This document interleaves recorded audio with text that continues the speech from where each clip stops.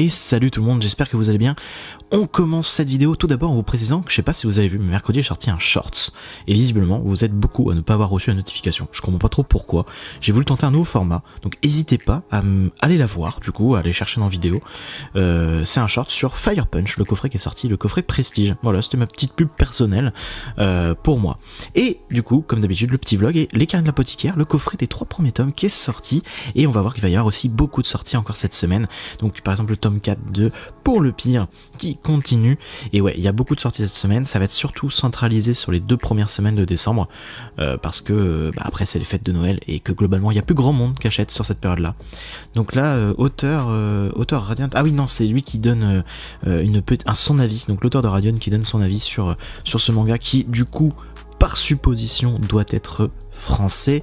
Et c'est du Ankama, l'éditeur, j'avais pas vu. Donc oui, je confirme, effectivement, c'est du français.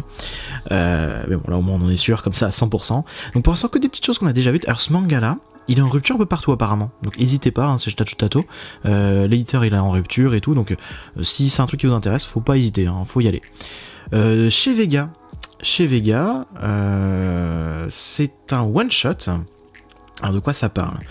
Un empereur symbolique. Ok, d'accord, bon, on va regarder un peu l'histoire de l'empereur Akihito. J'arrive pas, la jaquette est énorme, enfin très épaisse en tout cas. Et bah c'est un dessin qui est ma foi assez sympathique, très clairement. Un one shot et sur du coup un empereur, donc empereur logiquement c'est japonais. Il me semble pas qu'il y ait d'empereur autre part. En tout cas par rapport au manga, ce serait logique. Donc ça peut peut-être être intéressant. Enfin, du coup, par rapport à mon kiff de l'histoire japonaise. Donc là, c'est le tome 2 de Beck que je peux enfin vous montrer l'intérieur, vu que cette fois, il n'est pas blisterisé. Donc on peut checker un petit peu. Donc le tome 2 représente les tomes 3 et 4, du coup. Hein, c'est des tomes doubles pour cette réédition, oui, tout à fait. Les chefs-d'œuvre de Junji Ito chez Mangetsu, le tome 1, cette fois. Ce n'est pas un one-shot. Donc on va regarder un petit peu. Et donc, préface d'Alt 236, il est quand même pas mal connu ce monsieur, donc voilà, donc c'est une personne qui écrit des trucs, qui fait des vidéos, etc. Donc c'est pas mal, ça va être intéressant je pense à lire, et c'est un tome 1 et du coup c'est plein de petits one shot si j'ai bien compris. Donc voilà, donc je vais découvrir ça tranquillement. Il y a de grandes chances que je me le procure, pas se mentir. Ça fait tellement plaisir de voir Junji Ito qui est mis en avant. Surtout que c'est du manga d'auteur et que beaucoup de gens s'y intéressent. Ça fait plaisir et ça se voit que le lectorat évolue avec l'âge en fait, tout simplement. Ça sera intéressant de faire une vidéo là-dessus d'ailleurs. Tiens, les liens du sang, le tome 10, donc pareil, ce manga continue, ce manga très malaisant. J'avais lu que les 5 premiers tomes parce qu'on me les avait prêtés, je les ai pas moi et j'avais quand même beaucoup apprécié. Jutsu Kaisen qui continue, le tome 12, donc il paraît que ça ne fait que monter en puissance en ce moment et que par contre pour les scans, les gens se plaignent un peu de la complexité du manga. Je ne sais pas si c'est vrai, mais si vous avez un avis, pourquoi pas. Après, sans spoiler s'il vous plaît, parce que je dis pas les scans, mais pourquoi pas. L'école emportée, le tome 3 qui continue, lui aussi. Donc voilà, donc ça c'est un manga qui serait très intéressant à faire aussi, surtout que ça se rapproche un peu je trouve de la patte Junji Ito justement. Elfenlight, qui est ici le tome 3, qui, je peux pas vous le montrer parce que lui il est blisterisé. Gigant qui continue le tome 8, donc cette fois en fait ce sont des titans, enfin j'ai envie d'appeler ça des titans, hein, qui sont dans le monde... dans notre monde, un peu plus dans un monde réel en fait, hein. Donc en fait ça serait l'attaque des titans mais dans notre temps à nous. Centaure le tome 6, très peu de tomes qu'on voit paraître quand même de cette série, et je dois vous avouer que c'est une série en plus qui m'intéresse pas mal. J'aime bien la jaquette, comment elle est, et j'aime bien chaque fois que je parcours un peu les dessins et tout, ça m'a l'air quand même vachement intéressant comme manga. Je sais pas si vous l'avez, en tout cas moi ça m'intéresse pas mal. Rakai, un autre monde, j'allais dire Rakai Blue, pas logique du tout, qui continue aussi, même si j'ai un doute si c'était pas déjà la semaine dernière, mais ça me dit rien. Shaman King on l'a déjà vu, Bucket on l'a déjà vu, Chainsaw Man on l'a déjà vu, ça aussi, Jiraiya, etc.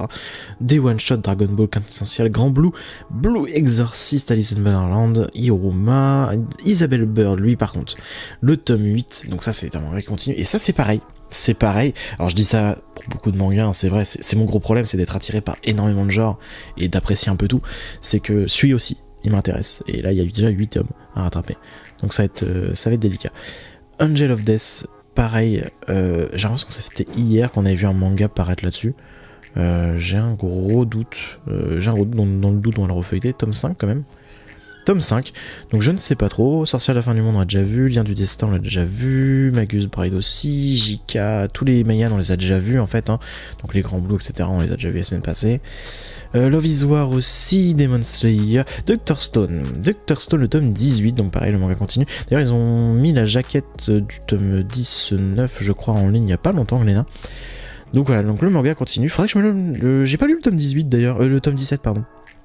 Donc il faudrait que je lise en même temps, je vais me lire les 2 tomes en même temps, tiens. En ce moment je fais beaucoup ça, j'attends un autre tome et j'en lis 2 d'un coup, ça me fait plaisir de lire un peu plus que juste un tome. Un petit manga sympathique sur des chats. Voilà, tout mignon. Ah là là, ça va être adorable à lire ça. Alors, je pense pas que j'y retrouve mon compte, mais bon, il a le mérite d'exister. Est-ce qu'on va avoir des petites nouveautés par là genre, ah si, bah, Natsuko no Sake, le dernier tome, le tome 6, cette histoire sur le saké que je vous conseille grandement. Et là je pense à un autre youtubeur qui s'appelle Ed le Fou, qui a découvert ça il y a pas si longtemps que ça, et il a adoré, et bah, il a raison d'adorer, tout simplement parce que c'est vraiment excellent comme manga, et je le conseille aussi à tous. Même s'il faut aimer un peu les histoires en fait, qui sont un peu différentes, voilà, tout simplement. Alors, on va regarder un petit peu ce qu'il y a en coffret, il me semble. Ah aussi, il y a des rééditions qui vont vous faire plaisir. Il y a des rééditions qui vont vous faire plaisir de ouf. Là, on va arriver sur le coffret de Gun qui revient, comme chaque année hein, pour l'instant. Voilà, l'édition originale. Donc voilà, vous pouvez vous procurer le coffret à moindre coût, c'est-à-dire qu'au-delà des prix des revendeurs, et le coffret d'Akira est de retour aussi. Donc voilà, donc si vous avez envie de voir un peu le contenu du coffret Akira, je peux vous encourager à aller voir une de mes vidéos dans la catégorie Unboxing que j'ai faite sur le coffret Akira la dernière. Gun, je l'ai pas fait. J'en ai fait un autre aussi sur Beastarius qui sort dans pas si longtemps que ça, enfin qui ressort du coup. J'en ai fait un aussi. Donc voilà, ça peut vous intéresser.